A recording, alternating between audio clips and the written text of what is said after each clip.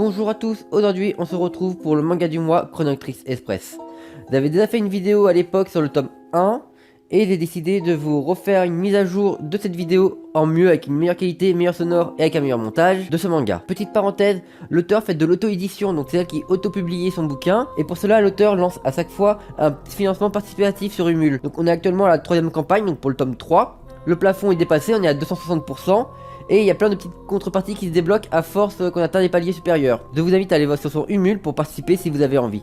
La base minimum est de 1€ sans contrepartie. Et à partir des contreparties, il y a 14€ pour le bouquin seul sans les bonus. Et à partir de 15€ où vous aurez les bonus de palier.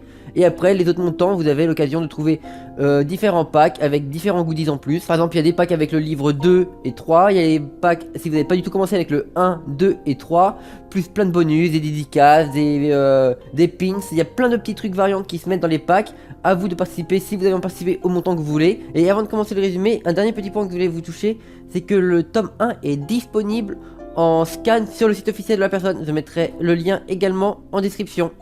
Allez, c'est parti pour le petit résumé. Dans un monde futuriste, les défunts ont le droit de faire leurs adieux à leurs proches et à leurs amis, avant d'être transportés dans l'au-delà via au train de la mort, le Chronoctis. Les défunts se voient remettre un billet de train par les Nestros, serviteurs des dieux qui ont accordé aux humains le droit de faire leurs adieux. Alex, un jeune homme sans espoir, malheureux dans sa vie, il se fait tabasser au lycée, ses parents passent le temps à s'engueuler à la maison et vivent dans la pauvreté, ce qui rend sa vie pénible, avec souvent des envies de mettre fin à ses jours.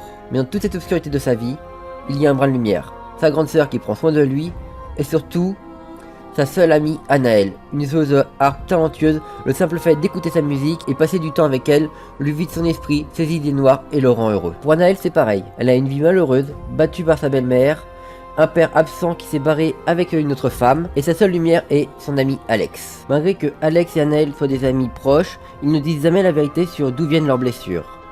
A chaque fois, ils inventent un nouveau mensonge. Un coup c'est une porte, un coup c'est tombé dans l'escalier, etc., etc. Mais ça semble ne pas déranger l'un et l'autre.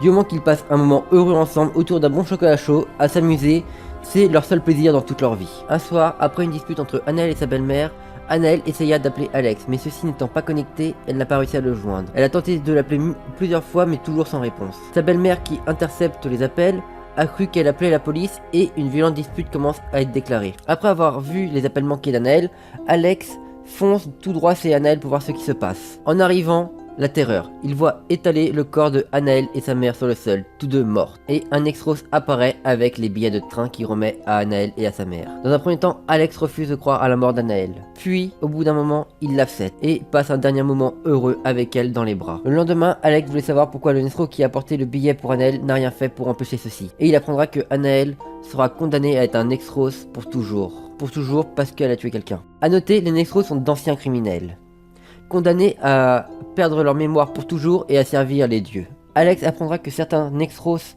sont contre ce système-là, mais ils ne peuvent rien faire. Aussitôt ils lèvent la voix, aussitôt les dieux les font disparaître. Et que la seule solution de sauver l'âme Anaël est de porter sa cause auprès des dieux, mais les dieux refusent systématiquement. La seule vraie solution qu'il y a est de renverser le système. Et c'est ainsi qu'il décidera que pour sauver l'âme Anaël, il renversera le système des dieux. Les points forts.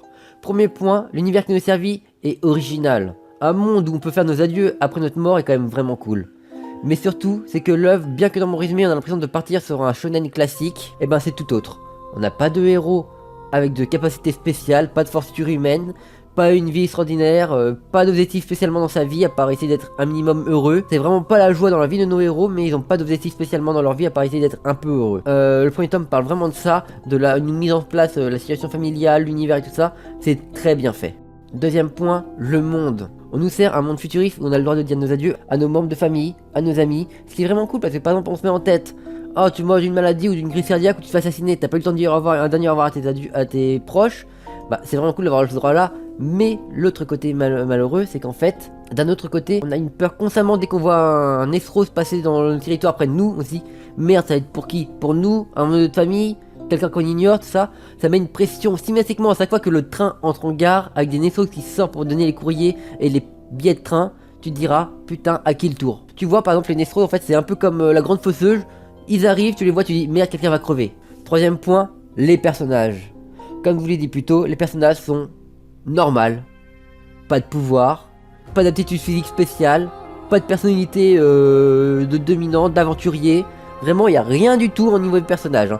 Franchement, ils vivent leur petite vie, ils sont plus ou moins malheureux. Ils essaient de trouver un peu de bonheur, ils font comme si de rien n'était. Franchement, on a des personnages qui nous cassent des trucs actuellement. Par exemple, on allume la télé, on va voir quoi? Luffy qui veut trouver le One Piece et devenir roi des pirates. Naruto, enfant voulant absolument être reconnu par tout le monde. My Hero Academia, il veut devenir le plus grand héros du temps. Gon veut retrouver son père. Et c'est vrai, toujours une distance de vouloir aventure dans tout ce qui est shonen actuellement. Et là, je trouve que niveau des personnages, on a juste des personnages qui veulent vivre une vie heureuse. Franchement, ils veulent pas partir à l'aventure, ils veulent vivre, tout bêtement. Et je trouve que au niveau des personnages, c'est vraiment très cool. Quatrième point, c'est un manga français. Et oui, il n'y en a pas beaucoup des mangas français. Il n'y a rien à dire, c'était le quatrième point, je voulais juste préciser qu'il était français, arrangé à côté de Dreamland, Radiant, Ieki qui est un manga humoristique du rire jaune. Ah oui, je voulais le préciser, mais il y a aussi les dessins qui sont très jolis, mais je le vois avec les illustrations que j'ai mis. Et donc voilà, Chrono Trigger, un manga à ne pas rater. En ce moment, il y a un Humule en cours, je vous le répète. Il y a le premier tome qui est en scan sur le site officiel de la personne. Moi, je soutiens à fond cet auteur. Elle est française et elle en veut, elle a un beau talent. Bon, même si les mangas ne sortent pas très régulièrement, ça vaut le coup de la suivre. Allez, je vous dis à une prochaine vidéo et à bientôt.